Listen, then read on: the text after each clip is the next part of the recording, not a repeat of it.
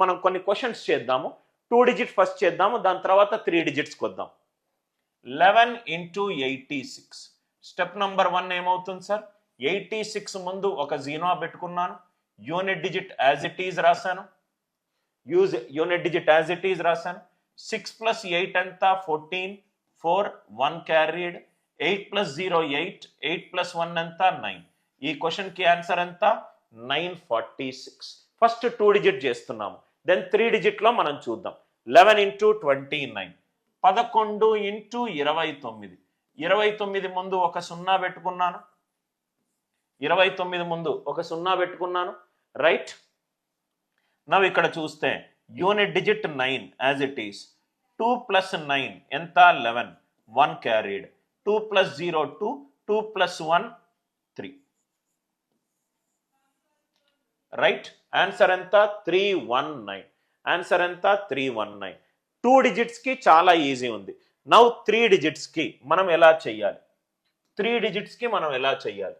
111 into 378. Now ఇక్కడ చూడండి sir, అదే మెథడ్ యూజ్ చేద్దాం. 111 into 378. 378 నంబర్ రాయండి, 378 నంబర్ రాయండి. 111లో ఎన్ని వన్స్ ఉన్నాయి? 3 వన్స్ ఉన్నాయి.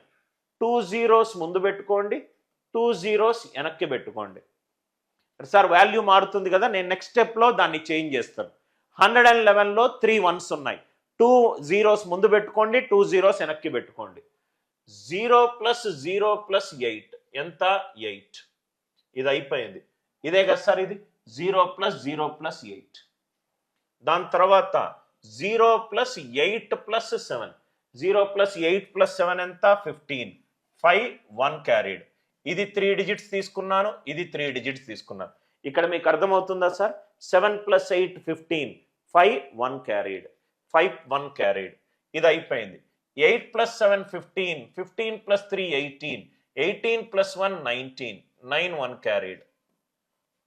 ఇక్కడ మీరు చూడండి సార్, 8 + 7 15, 15 + 3 18, 18 + 1 19, 9 1 క్యారీడ్. ఇది కూడా అయిపోయింది.